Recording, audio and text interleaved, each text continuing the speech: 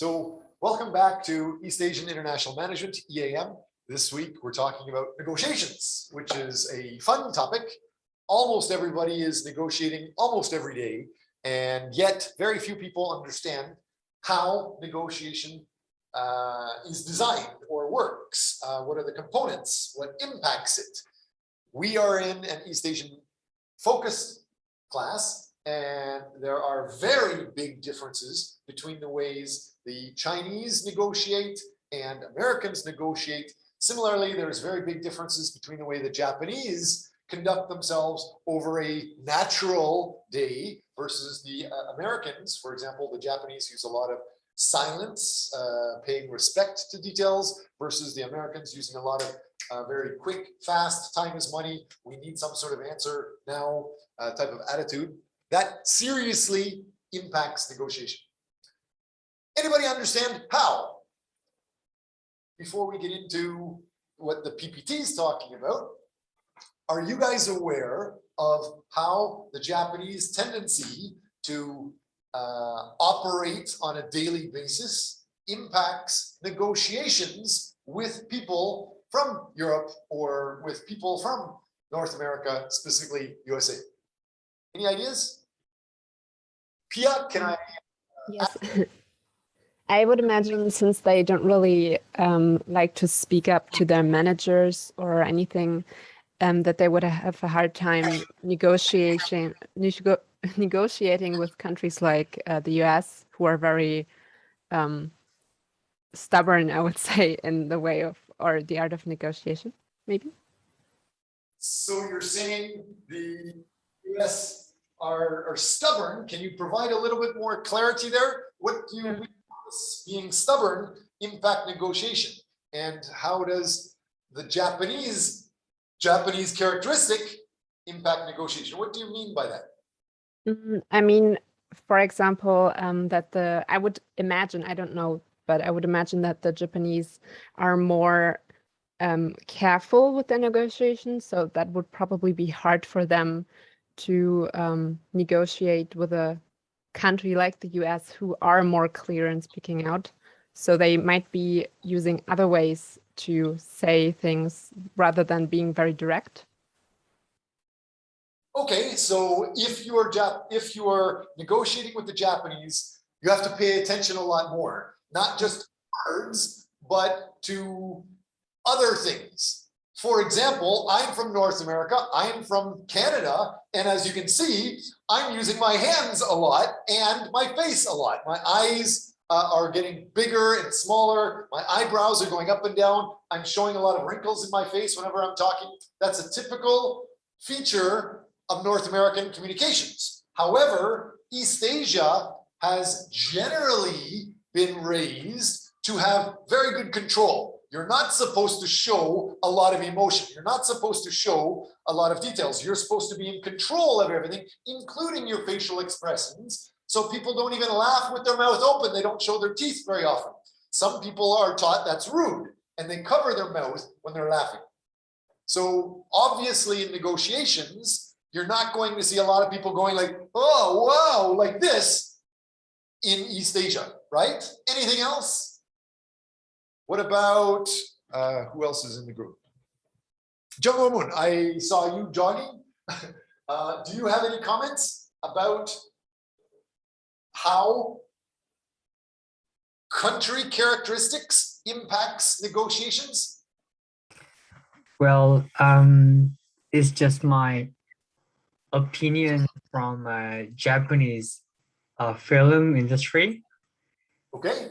Well, a lot of from what I learned from the Japanese movie, they before they do some contract or negotiation, they each parties, they need to show a lot of proof that they can provide a trust to the other side.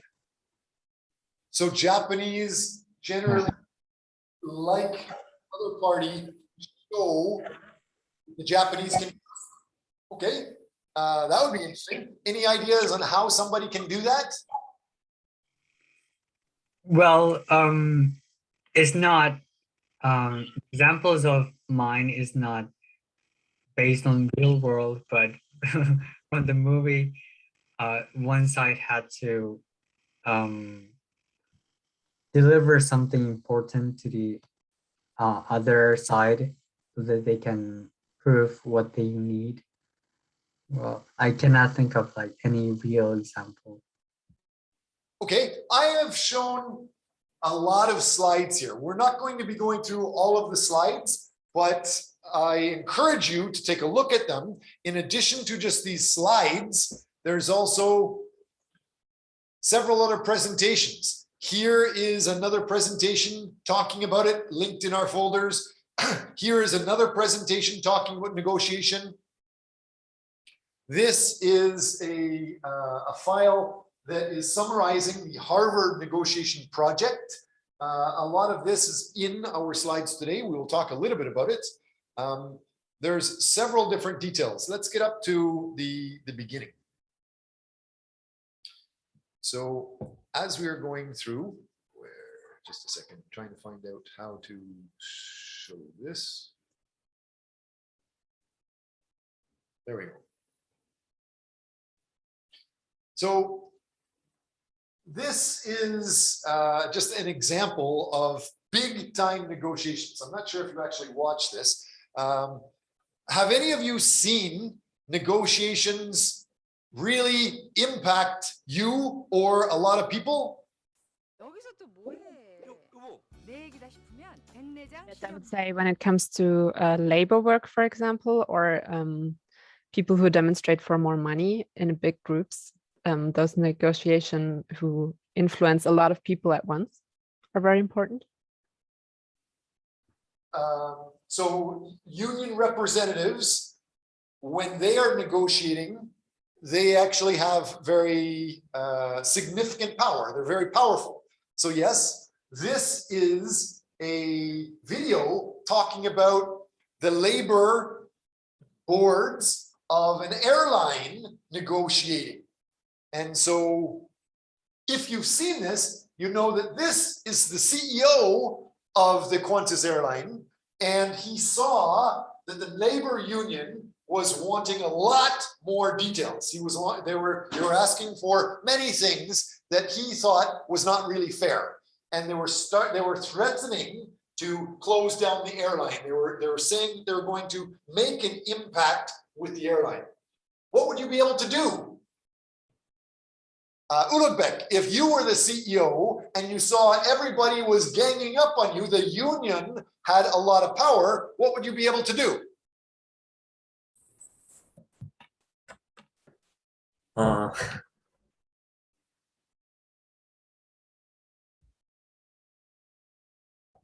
I'm not sure, but usually in every group there are one person who will be so active to promote this kind of actions. Yes, the head of the union is one person responsible for all of the workers negotiating with the management or the CEO. And so that last guy that we were just showing, he was the representatives of all of the workers in the union. And so you have hundreds, maybe thousands of workers negotiating with the CEO. Who usually has more power? Usually, whoever goes to a meeting, whoever goes to a negotiation, if you have many people around you, that many people group usually has more power. And the other person, sometimes subconsciously, even if they don't know it, they will change their action. They will wear different clothes. They will boast their chest. They will try to make themselves look more powerful and sound more powerful and do more than they normally do because they're trying to be powerful compared to this other group that has many, many people that significantly is powerful. And so this video, what we were showing was that the CEO, for him to do this negotiation, he actually closed down the airline. He grounded all of the planes. And he said, if you guys are threatening to stop the business, if you guys are saying that we have to pay more, let's talk serious. And he closed everything and everybody stopped getting paid. The whole company started risking their future.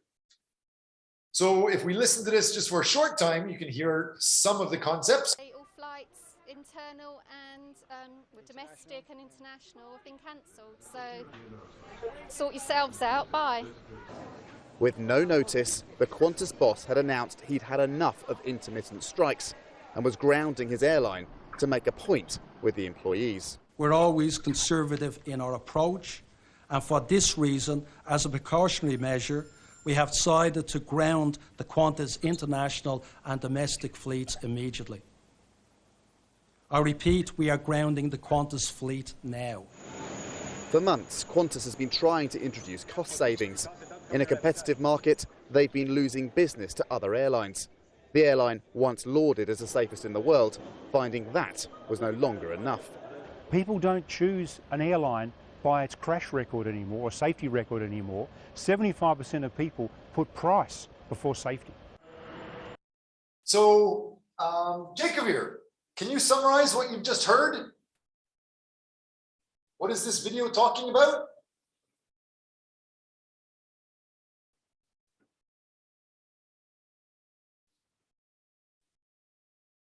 Or not. I guess we can assume that you're not really in class right now. What about John Moon? Would you be able to summarize what you've just heard? Well, the CEO, they have decided to stop their business in order to fight against their worker unions. Okay. But What's happening before he stopped the business? sorry. Did you hear what he was saying he was doing? It's not like he just showed up at work one day and said the airline stops. He was trying to do something. So what was he trying to do? Did you hear those details? I don't think I heard it. What he was saying is they were negotiating. So was saying that their airline was losing competitiveness with all of the other competition, with the other airlines because of their prices. And he was saying we had to cut costs. And he was trying to cut costs in his company for at least the last 5 months, supposedly. And the airlines, the workers were refusing to cut those costs, were refusing to do these things that the CEO was saying. And so Question. the CEO stopped the airline. If we're going to go bankrupt because we are too expensive compared to all of the other competitors that are a lower price, and you're not willing to cut costs, we might as well just close the airline right now. And so that's what he did. The workers were saying, if we stick together, they can't cheat us. If they stick together, they can't pay us less. They can't rob us like slaves. That is an example of extreme negotiation. So, But didn't he basically just hurt himself because he also lost or damaged his public image and did not only get the workers upset, but also the customers? yes, So I don't think it's very good strategy to negotiate.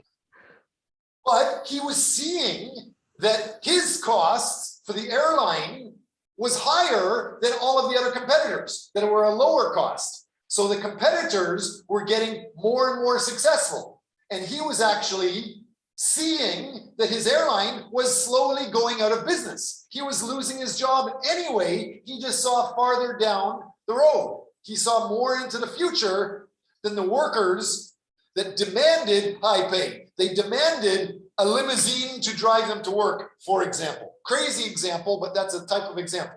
And the CEO was saying, no more limousines to get to work. You have to walk or hitchhike, something like that. And they were refusing some of these cuts, and they were refusing to try to lower some of the benefits or the prices that the airline needed to become competitive. So he said, rather than just go bankrupt in 5 months or 1 year from now, let's stop right now to see what's going to happen. Because the CEO's the CEO's pay, yes, it is related to the stock price. And when the shareholders see that the stock price, if the shareholders see the airline stops, some people might not invest in it. Some people may pull their money out. But ultimately, that's usually for a day, a couple of hours, maybe a few days, maybe a couple of weeks. But the pay for a CEO is based over a year versus the pay for a worker, you're paid on an hourly basis, or you're paid on a daily or weekly basis as you're working. It could impact the workers more than the CEO.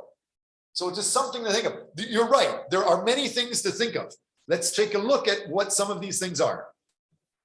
So the idea of industrial actions, fleet grounded, the airline complete grounding, the urgent government intervention. The government was saying, we need to fly people back and forth in Australia. So the government started saying, we will give you more help. We will help with the limousine service or the pay, things like that. So they were able to change their negotiation overall. It's something that's definitely not normal. You need to check what could impact your negotiations. Who is involved? So let me try to get this out of the way. The whole idea of conflict divide. What is your conflict? What is the negotiation? Who is involved? And as Pia was saying, the whole environment. Who are the people around you? What is important to consider? So the whole idea of conflict is the process to which a party perceives that the interests are being opposed or negatively affected by another. It's not just a laughing matter sometimes.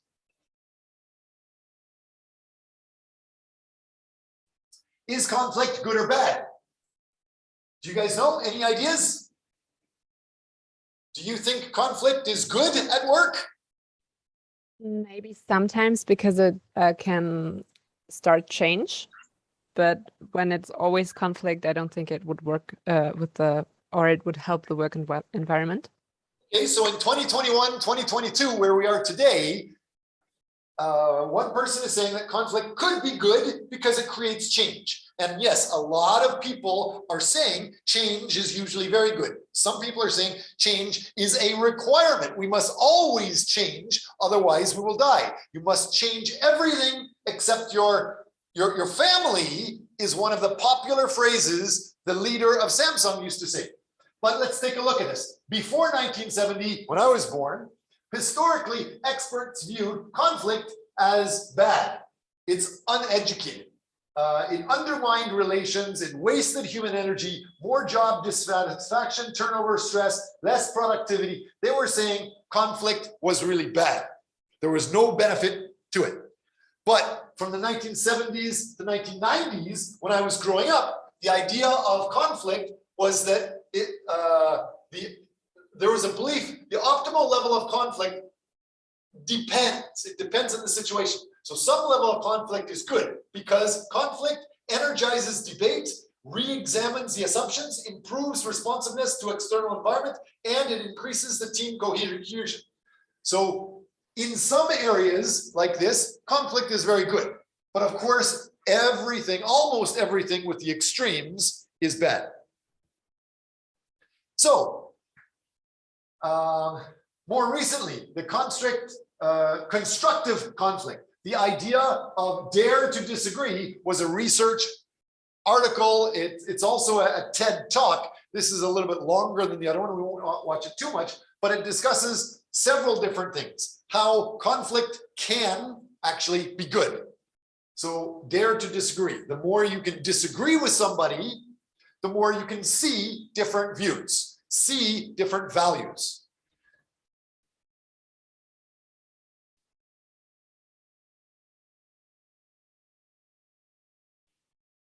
Again, I'm just pointing out this TED Talk. It's a 13-minute TED Talk. You can watch this later. We're not going to watch it too much, but it is talking about the idea, again, dare to disagree. And there's transcripts there if you'd like to see those details. If we go back, the next slide, again, is just showing one view, not the real view, not overall. There's not just one view. each person may have a different view of conflict, but one view is the conflict of process depends on the sources of conflict, whether it's uncompatible goals, differentiation, interdependence, scarce resources, ambiguous rules, poor communication, the idea of conflict perceptions and emotions versus if there is conflict escalating, we're going to have conflict perceptions and emotions rising also. If conflict is getting smaller, if conflict escalation is changing, it could also change. And then the manifestation of conflict, whether you have the conflict style, the decisions, the overt behaviors. And this is an example that we talked about with the Japanese versus Americans. Americans, if they have conflict, they will say it. Here's my problem. How can we fix it? We have to fire that guy. He did it. He did it wrong because of this. How do they manage in Japan? Does anybody remember the Fukushima nuclear power plant breakdown in Japan? Anybody remember that? Am I getting too old, following too much news? No, I remember it, but I don't know how they managed it.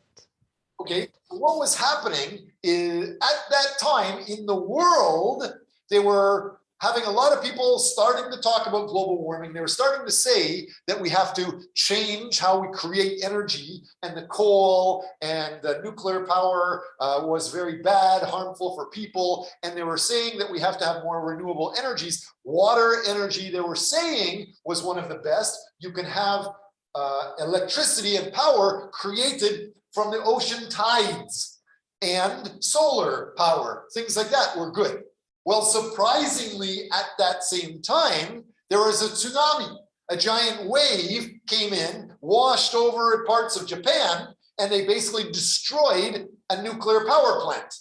And that nuclear power plant created a nuclear fallout, so that whole neighborhood had to be evacuated because people were dying from that nuclear radiation.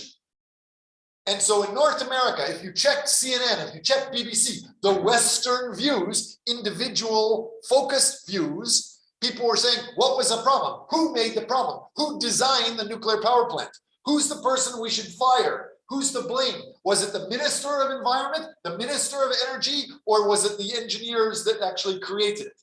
Versus in Japan, what happened? In Japan, they were just talking about there is a huge problem. There is an area. We all have to come together as a country. Please take in your neighbors. Please take in your family members. Provide them with extra housing. Bring these people in so they didn't need to stay in hotels, which were fully booked, for example, and they were able to drive other people around that weren't able to go back to their homes. The community came together. Nobody in Japan was trying to point a finger at one problem. So their negotiation was asking everybody to solve this problem versus the Western view of negotiating to solve this issue was who was the person that made the problem. So that's one aspect of it. That conflict style, the behaviors of people. North Americans are usually looking for one individual detail or comma or person to focus on versus the collectivist societies are focused on things doing it a different way. Then you have the conflict outcomes. Whether it's positive, you have better decisions based on more conflict. You have responsive organizations. You can have team cohesiveness. You could work closer together. Negative problems with the conflict. You have more stress. You have more turnover. Do you guys understand what I mean by turnover in all of these terms so far? Jumbo, you understand turnover and these words I've talked about so far? Any questions yet? I think like members get changed. Yes, turnover means people are working in an organization and then they sometimes change. Some people will quit and you have to hire new people. Other times in business, they're talking about turnover is the amount of product that they will change. But with this negotiation, they're talking about staff quitting a job and having to hire more people in.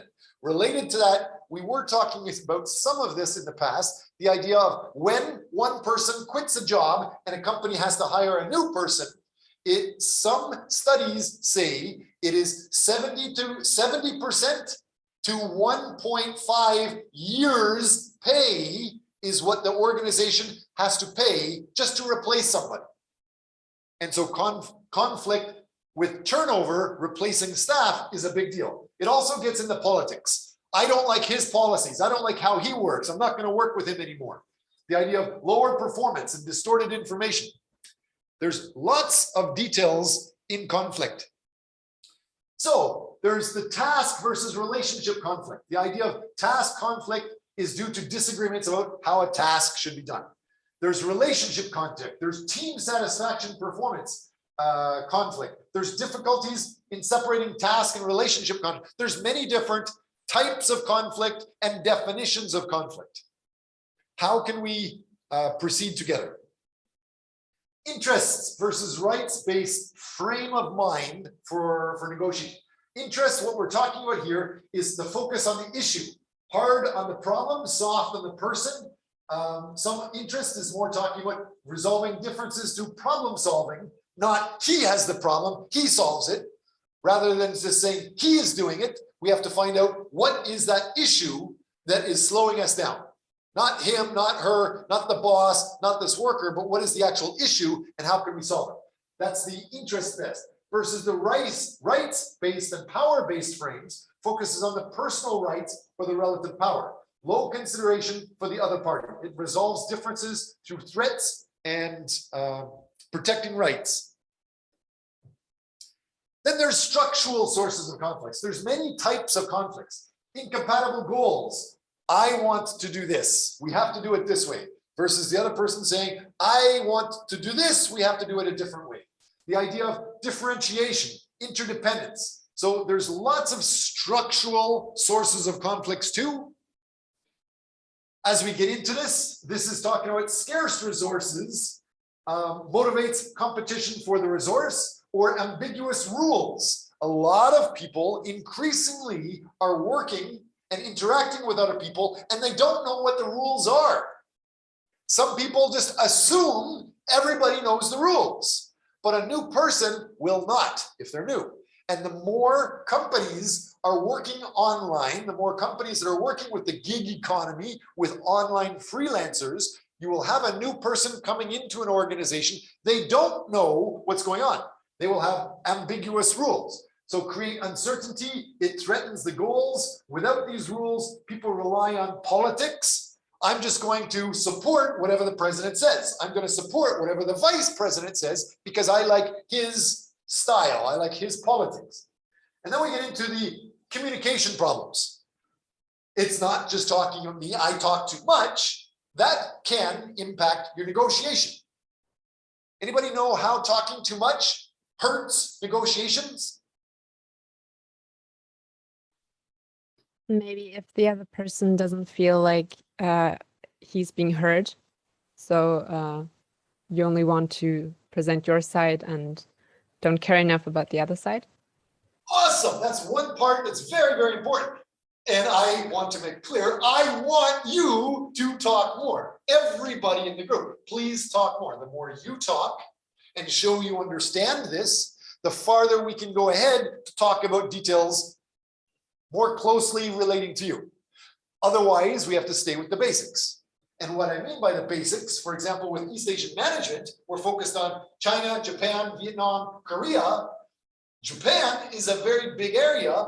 When they're talking about communication problems, increases stereotyping, reduces the motivation to communicate, that whole idea of just talking too much, who's going to talk more? The person in North America or the person in Japan, according to certain researchers? Who talks more? Japan or USA? I believe that USA, because we have learned that there is a low context language and high context language, which means that Americans might say low context language by saying a lot, but Asians, they might say high context language, which means even though they say yes, they might say maybe or something else. Right. So hopefully you can read this on the screen. Oops. there's many different views of people, many different views of culture. It's not just what Hofstede said. Hofstede is famous for his 4 dimensions of culture, which is the high context versus low context. Sorry, one more time. Hofstede is famous for the power distance, individualism versus collectivism, uncertainty avoidance, masculinity versus femininity. This one's not very famous, so it's supposed to be 4. Power distance, individualism, uncertainty avoidance, and masculinity, femininity. Yes, this last one, long-term orientation, is kind of new, and Confucianism is also kind of new. Those are not well proven by Hofstede, but you should be aware this is what made Hofstede very, very famous. What is the problem with this? Jomo, you were talking somewhat about this. What is the problem with Hofstede? Well, that was based on the Western country. Right, it's based on generally one country, or saying all people in one country have the same culture, and that's absolutely not true. So we find that there's other people, and what you were just talking about is Edward T. Hall. He was talking about high context is meaning some people use few words, like the Japanese, like the Korean. The Koreans, when they are talking about lunchtime, they may say pegopa. It's one word, but it could mean many different things. Americans could say, how do you spell it? What does it mean? Are you hungry? Am I hungry? Do you want to go for lunch? Where do you want to go for lunch? All of those things are combined, perhaps in pegopa, and it's how do you answer that? It's related to the environment. And so the Koreans or the Japanese, they're the low context culture, which has that low outside meaning. It's actually talking about low context is talking about high numbers of words, and they're using a lot of details in each word they use, versus high context is the few words, and they're relying on a lot of the environment when they're talking. Yes, and then there's Kluckhorn, Strodbeck, Trompenaar, Schwartz, Globe, several different ideas of different people. So each group may have different communication styles and thus communication problems. So emotional intelligence, 1970s, 1960s, they almost never talked about this. They never even realized it was important. We had IQ, but not emotional intelligence. Emotional intelligence, it's saying that it regulates emotions better, reducing hostile responses, viewing the other's hostility as information, not as an attack. The idea of personal goals and priorities is also kind of important. It influences the best conflict handling style. There's many different things related to the individual differences in conflict. There's some research is showing 5 conflict handling styles. So forcing, avoiding, compromising, problem solving, yielding, related to if you are assertive, your motivation to satisfy your own interests versus your cooperativeness versus your motivation to satisfy the party's interests. There's a lot of research. There's a lot of details related to negotiation. The idea of problem solving. It's best when interests are not perfectly opposing. That should be pretty obvious. It's also good when you're problem solving conflict for handling contingencies. The problem solving is good for if parties have trust and openness. Issues are complex. A problem is the other party takes advantage of this type of information. Some people say that the stereotypical Russian style of negotiation is just to get a very fast negotiation now, to get the money now. After I get the money, I'm gone. Doesn't matter what's happening with you. The United States is generally the same. The stereotype is the same. They want that negotiation now. They want the best price now. Versus in East Asia, in China, Japan, and Korea, they're definitely much more interested in that long-term trust. How can you determine if somebody is interested in long-term trust? Stereotypically in North America, they don't care about long-term trust. And the same in Russia, stereotypically, they don't usually care long-term for the trust. They just want those details now. So it's going to be very hard if you're negotiating with people from those areas. Otherwise, that idea of showing long-term trust. Any idea how you could do that? How can you negotiate? Let's say you are a specialist in East Asian management. You're helping a company from Germany, or you're helping a company from USA. You're consulting them on helping them get into Korea or helping them get into China or Japan. They don't know you. They've just found you with an online freelancer type of website. How could you promote yourself for trust? Any ideas? Maybe you could help them with things without charging at first, or immediately expecting something back, so that you can build a relationship basically, and can show them that they can rely on you, and maybe search you or seek you out for further projects. Very good. So the idea of giving away something for free at the beginning is very popular with some groups, with some cultures. But if we back up 30 seconds, I just finished saying some Americans and some Russians, they will take whatever they can get. As soon as they got it, they're gone. So if you give them something for free, and if that's all they want, they don't need to pay you for anything. You've lost your deal. It's a very good idea, but you must understand, who are you doing it to? If they just want some of those details and you give them something for free, maybe that's all they want. Maybe that's all they need to say they're doing. Okay, what is another way you could show loyalty and trust and not lose out on a contract that you could repeat and keep working with that company? One way is to sign a long-term agreement. You can say, here is the normal price for consulting services. We can see that it's going up this much each year. I will sign a contract with you to keep our prices at this point, and I will not raise prices for the next 3 years or 2 years we're working together. So you're going to save this much money based off of this much consulting. That way, we sign a contract, I get paid from the very first deal. And I will continue to have that income coming in. That's an example of the long-term trust you're showing. You're going to work with them for long-term commitment to grow. So when you're forcing it, it's best when you have a deep conviction about your position. It's best when there's a quick resolution required.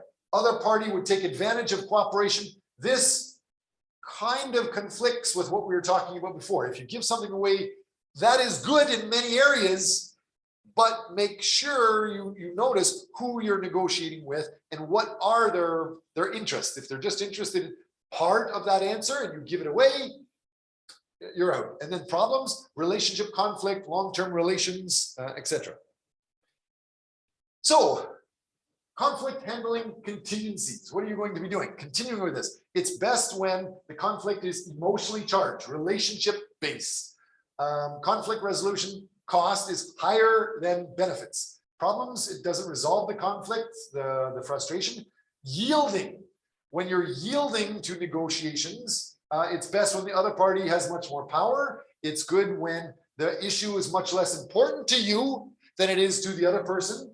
It's also good when the value or the logic of your position is not clear or not perfect. There's a lot of things that you need to think about. So what is this compromising? The idea of compromising with negotiation. You want this, but you will say that you don't really care about this or this. As long as you get this, it's okay. You don't really need those things. You can proceed. It's best when the parties have equal power, when the solution is required, when the parties lack trust or openness, long-term relationships, and it's suboptimal solution when there's mutual gains are possible that you're not looking at. This idea of win-win is very important. And this idea of finding out many different possible solutions. Anybody understand what it means by win-win? Some of these graphics have extra meaning in them. When you're negotiating, Many people say we want win-win. Well, typically in North America, if you take a look at Donald Trump, or if you watch what is the Shark Tank, and one of the guys, Mr. Wonderful, he's saying that he just wants the result now. He's generally saying he wants one answer. You either have it or you don't. If you don't have what I want, get out of here. You're useless to me. You're insulting me. It's not win-win in his mind, according to many. Same thing with Donald Trump. What does this mean? I would say that it can be, for example, like relationship between a bank and someone who wants a loan, because the bank doesn't really need the money at the moment. So it is win for them if they can make more money on the loan for someone. And meanwhile, the person that is loaning the money needs the money right now. So it is also a win for them. When two people both get benefits, right? Typical negotiations, yes, somebody's giving a product or service and the other person's giving something in exchange, usually money. So this person wants money, they're selling something, they get money. This person wants the product or service, so they're trading their money. So generally they're saying it's both sort of win-win.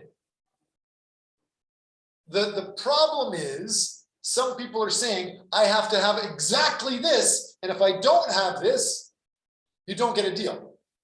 So it's either win or lose.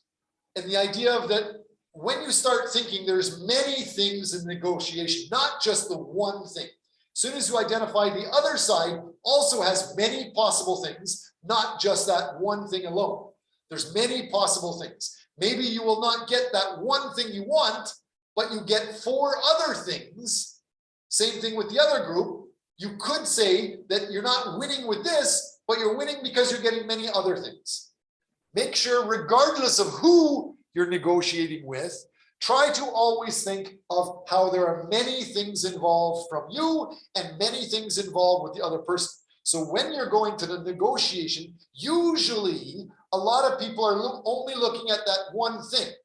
So try to push yourself, regardless of the culture, to identify what are the many things you could offer and what are the many things the other party has that you can barter, not just that one product for one price. So there's many ways to win.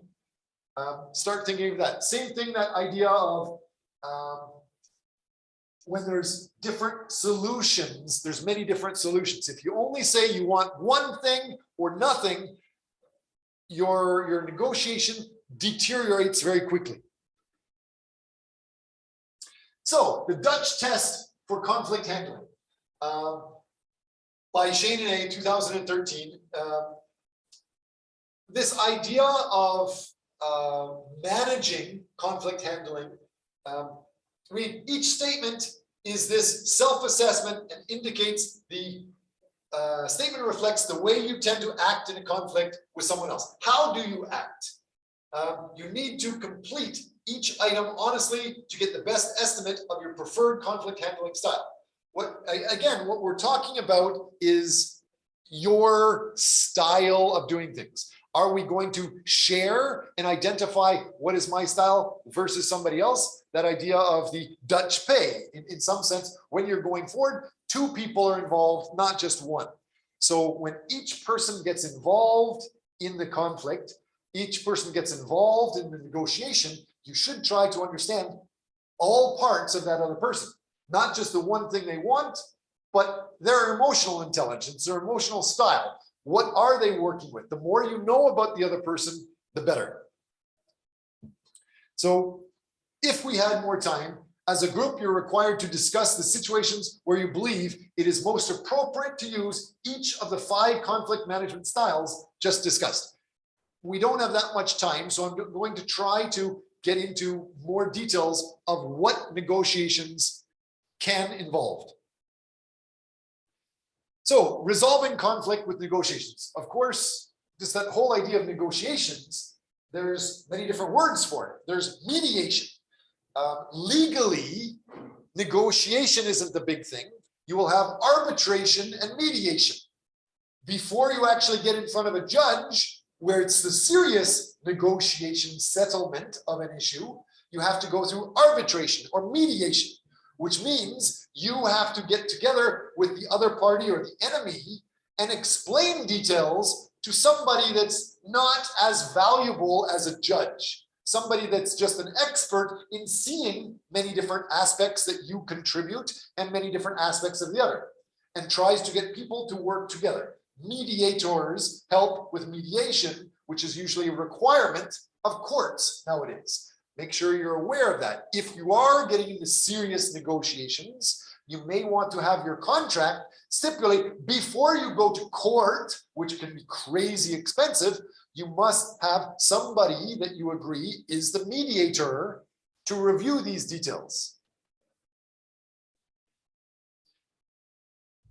Negotiating fundamentals, setting the limits, the target point, the resistance point, assessing point. There's lots of research, lots of things to talk about. For example, with property, you could say that the property is worth $900,000, $950,000, $975,000, or $1 million property. And the seller wants this, the buyer wants this. There's that bargaining zone. The seller's resistant point, the buyer's resistant point, the buyer's target point versus the seller's target point. So the more you know about some of these things, sometimes it's easier to work with other people. What else could you do? What else can you do? With property, that's one of the areas I'm interested in. The whole idea of there are different financing packages. You could have a financing package for home improvement. If you're able to develop the house, you could get the government to completely pay for most of it. Or if it's a rental property, you could get the tenant to pay for most of it. So the prices are far less important. It depends on what are many things that are involved, not just these resistance points. So managing the deal. The more information you have, usually the better. But time is very important. So your skills. The more you do this international negotiation, the more you work with different people, the more you see many different things could be involved, the easier it becomes. You can develop these skills. The concessions, what could you give? As soon as you start listing, I want this, he wants this.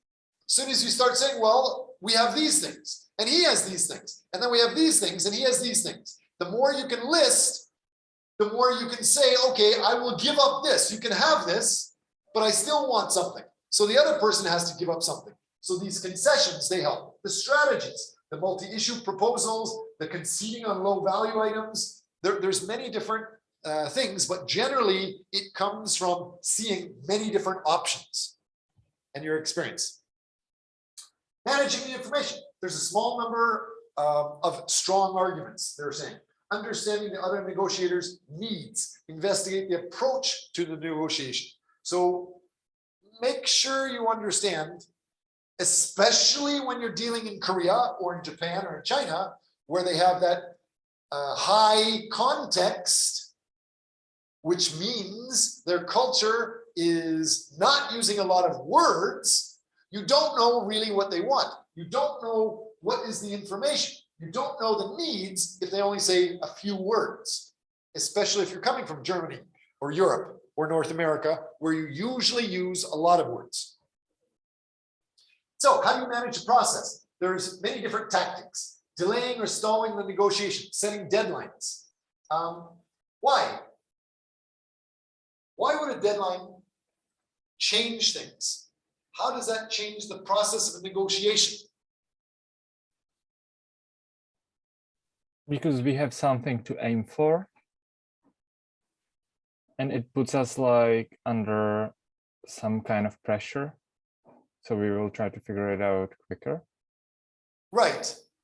Make sure you understand, even these idea of these deadlines, they're usually more one-sided than the other.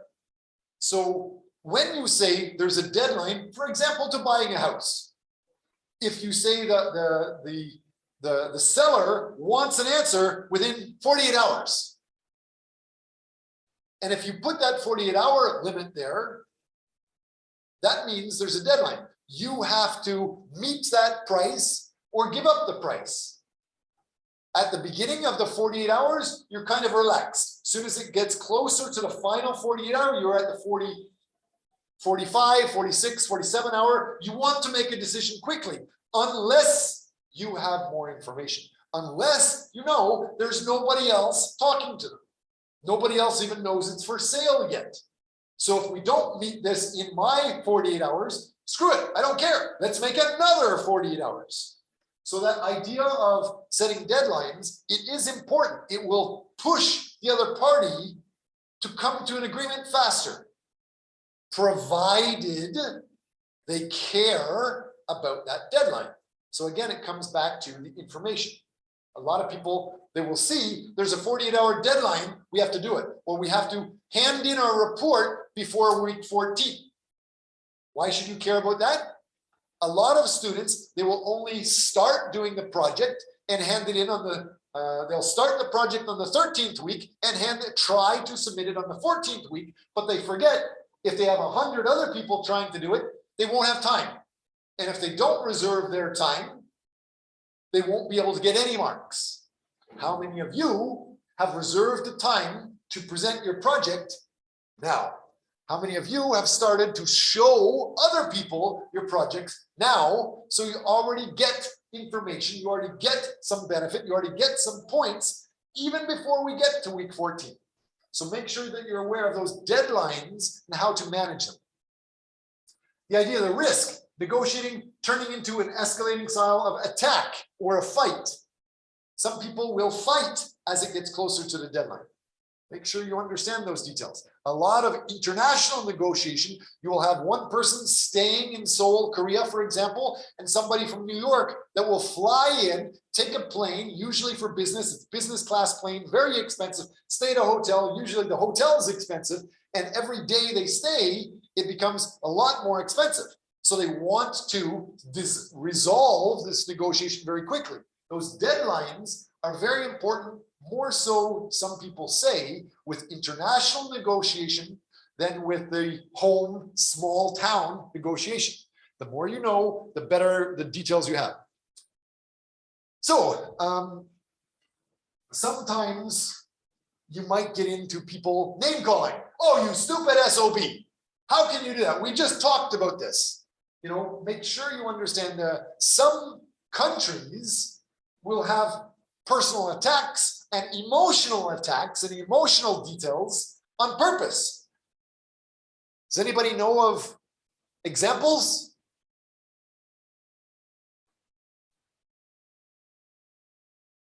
When I first came to Asia in the 1990s, I used to go into Beijing and China quite a bit. As soon as I would land to negotiate a Canadian company working with a Chinese company or Chinese government, I would be met at the airport not just by one person, but by a team of people. And they would not just have one car to pick me up, they'd have several cars to pick me up at the airport. And in addition to those people, they'd have a government officer following me around everywhere I went. So there's other government people following me. So those ideas that they wouldn't call me names, they were polite with that, but they would specifically take me out and start giving me food to make me comfortable, to try to be polite right at the very beginning. But we wouldn't just go to a fancy restaurant, we would go to a very comfortable restaurant. Anybody understand why? How does that have to do with negotiations? Many people going out to have a restaurant, have a dinner as soon as we land. What does that have to do with negotiation? Because you can feel under pressure, and also you might like get some kind of like personal connection with the person, so you will not be as hard to them when it comes to the negotiation. Okay, so if I drink with them, if I have a meal with them, they're my friend, then I can give them a better deal. Screw the company. My CEO doesn't take me out for drinks at all, ever, because in North America, it's generally illegal, but they don't do it. I like you. Great, you get a better deal. What else? Good, that's a very good point, but there's more to it. What else? They can already get information about you, maybe over dinner, how you work and what your ideas are, to then better understand how you negotiate in the real situation. Sure. When we go to the restaurant, that's not the contract. We can be talking about the contract, but it's not the contract. The more I talk about it, the more I tell 10 different people. One person's in charge of finance for the insurance purposes. One person's in charge of the actual house price or the property price or the taxes, whatever. You have many different people looking for many different things. And at the end of the night, they go back to their office after I am finished with the dinner, and they combine all of this for their higher level managers. That last part was very important. Usually you don't know that. When you start negotiating with somebody in North America, you assume that person has control or power to negotiate. Versus in China or some parts of Korea and Japan, you will get the low-level people on purpose. They're supposed to take you out and make you comfortable, but find information to help with the negotiation and give that to their higher-level managers. And then they will take you out the next day and do more of the dinners and get information, and then they will say, sorry, I don't have signing authority. So it's the next day you meet the person that has the signing authority, and they've already tested, and you've already told them, this is my bottom line, this is my bottom line, this is the most I can give, this is the most I can give. They already found that before you got to the original negotiation, the main negotiation. And of course, usually they use a lot of drinking. The more alcohol you have, the more you can supposedly say the truth. And you can't hide or trick things if you're completely drunk. So that is part of the process. Make sure you're aware of those processes. Why I was showing that whole idea of the emotional attacks. When you get into some of these negotiations with several different people, especially in the first round where it's not the official negotiators, when they start negotiating, saying that they want this, is it possible to have this, or can you give this? And you say no, and they start crying and yelling, what are you going to do? Moon, what are you going to do if you get a team of other people together with you, number one, and number two, one person asks for something and then you can't give it to them, they start crying or screaming. How will you change what happens with you with the negotiation?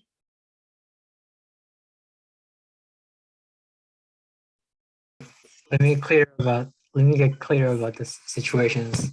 So I'm in the team and one person starts to cry.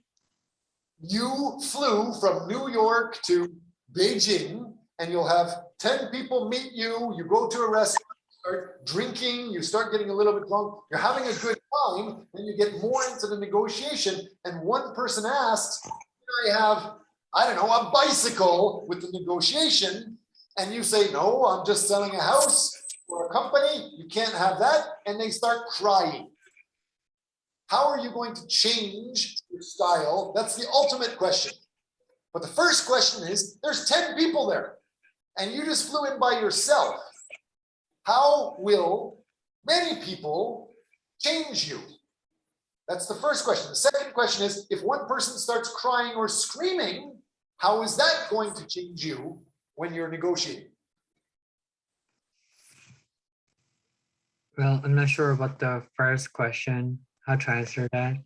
But the second question, if someone starts to cry, that means the mood of the pre-negotiation process didn't well. So no, maybe it doesn't, maybe it wouldn't matter because it's kind of culture that they cry or they do something crazy. They can do that while they're drunk. So I don't think it does matter. I'm not really sure. How can I get into this? So we see we are here. Oops. So we are on slide 26, and I just want to, because we're going to be coming up soon, we're coming up to this getting to yes. Pretty soon, if we skip forward from slide 26 to 10 slides ahead, 36, this is the Harvard style. Harvard negotiation, somewhere here, does it say Harvard? Can you see Harvard? Harvard negotiation project.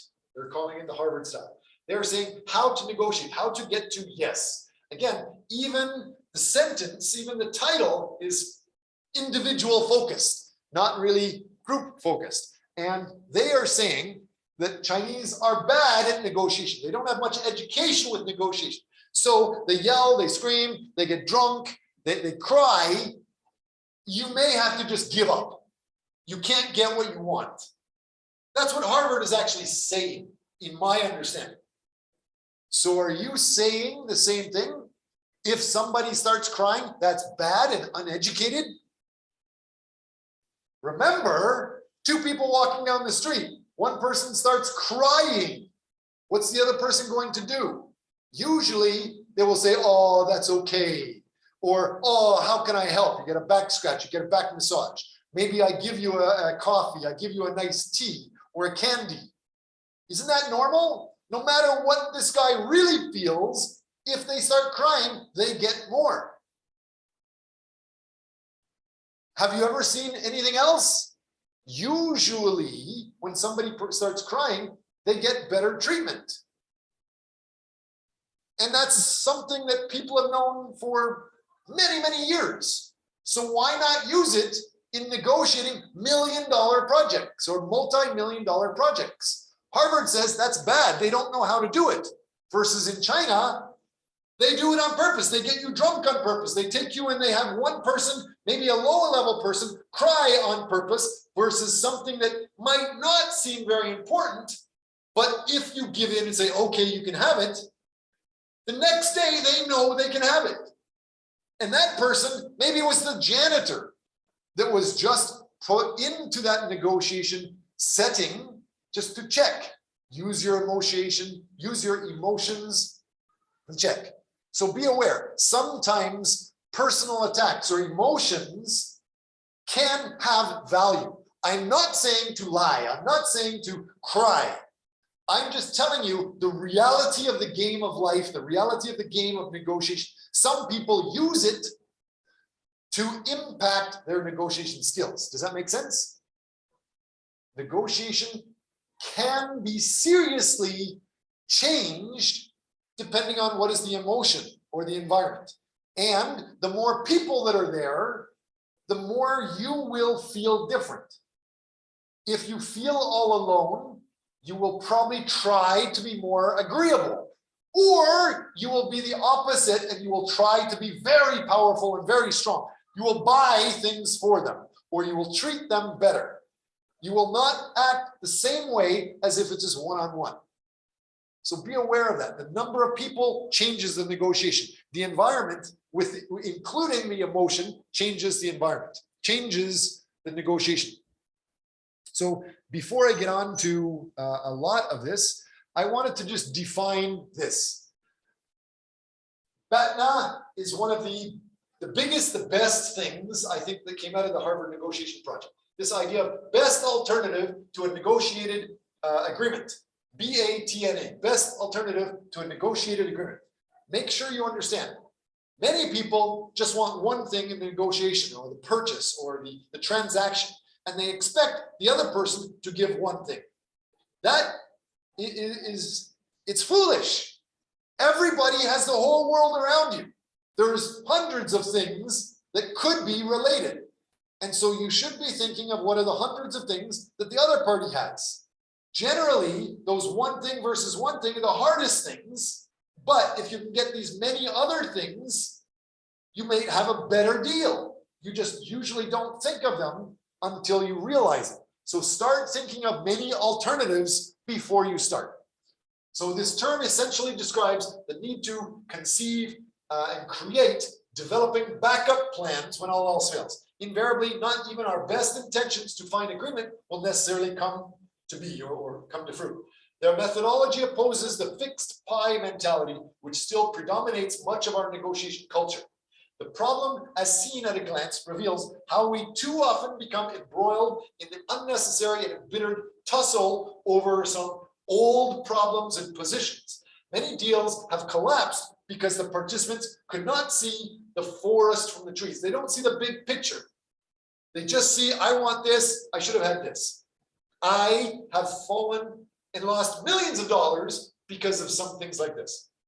So in other words, see the bigger picture and focus not just on winning that one thing, but instead making a mutually profitable deal, especially when outsiders are involved, with people from a different culture are involved. That, I think, is really, really important. But at the end of the book, when they're talking about how China is uneducated or there are problems or they don't know how to do things, I think it's the opposite is true. A lot of the North American international negotiations are terrible. Please bring that back into your mind. Any questions about BATNA before I go back to slide 26? I think it's very important. Pia, can you summarize what you think BATNA means?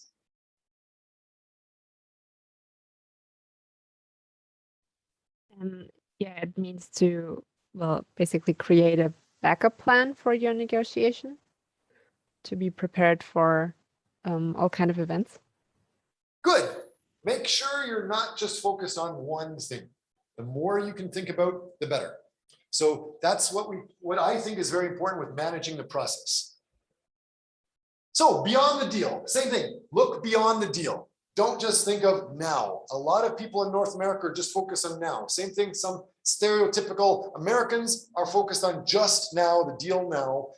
Similar stereotypical people in Russia might be focused on just now. Try to think longer term. Japanese are definitely looking long term. Koreans often look long term. Consider the other aspects in addition to the best possible deal. Social capital. For example, sometimes you completely give something away in order to have a relationship with social capital. If you're connected with somebody that's very powerful or connected, sometimes you can get other deals, no problem. Sometimes they want to negotiate just to have a connection. And I have seen that a lot of times in Korea, in China, and in Vietnam. Haven't seen it too much in Japan, but I'm sure it exists there also. Same thing with, let's go back and check that. Your reputation. If you're new in China, new in Korea, new in Japan, they don't know you. Sometimes it's very hard for them to do any deal with you. Like Samsung supposedly has an unwritten rule. They won't work with anybody that's not #1 at the same level as them or higher. If you're just a small little startup with a great new deal, they might not talk with you. So you have to have a reputation. Sometimes you will partner with somebody just so that your partner's reputation can help you in a deal with Samsung. For example, if you go in by yourself, you get nothing. If you go in partnering with the government, then Samsung might consider you. Obviously, don't lie. Never lie. If you go to another country, if you go outside of your home, where your mother can protect you, your father can protect you, brothers, sisters, family, relatives, they can protect you at home. As soon as you travel and go to a different country, like Korea, Japan, China, Vietnam, any other country, you do not have that backup. You do not have that protection. If you lie, very quickly, that local grapevine will say you were a liar, you're destroyed. You can never continue again. Remember that. Don't lie, don't cheat. If you do, it may be really hard to recover again. So you can be creative, but you can't lie. You can't cheat people, however often you see it happening around you. Those people that do cheat you may have people that will say that the brother comes forward to try to help you when you have been cheated by his brother. And you say, you don't know he's the brother. Maybe he's trying to just make you calm down so you don't go to court. And the brother says, oh, it was maybe just a misunderstanding. He wanted to do something else. You will have other people protecting you. Be aware of that. And then the false promises, attack on the opponent's network. Be aware. The networking is very important. If you don't have a big, strong base in this area, you need to be more generous, perhaps, to get into it. Inappropriate information gathering, strategic misrepresentation of positive or negative emotions. So be aware of how these things will impact the negotiations. If we get back, let's start talking more about culture and conflict. You guys can go through these PPT anytime. We'll talk about it anytime. I just wanted to show inside here. So we're starting to talk about culture. The idea of gender impacts this. The third party you can work with. I've gone through part of the Getting to Yes book, what's important. But I also wanted to show there's other things to consider. For example, money. The more somebody has money, the more they will you would think give away, but that's wrong. A lot of research shows the more somebody is successful, the more they think, I am good, I am big, I am good. You need to kiss my butt to work with me. You need to give me more to work with me. So the reality, even though they have more money than this other person, this person with more money usually wants more in the negotiation. The smaller person is usually more generous. A lot of research shows that, which is very interesting.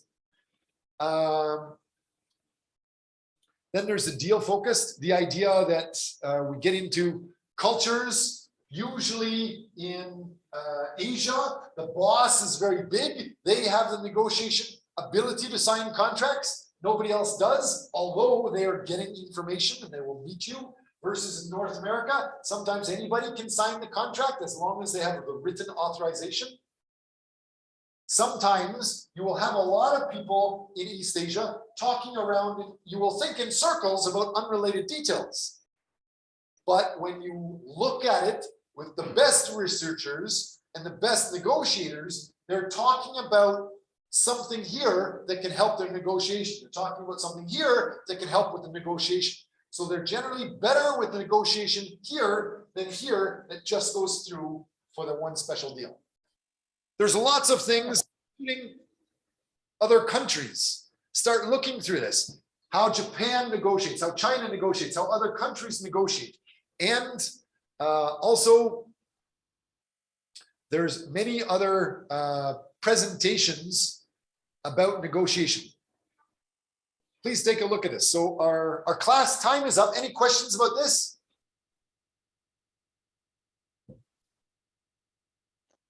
Thank you very much. I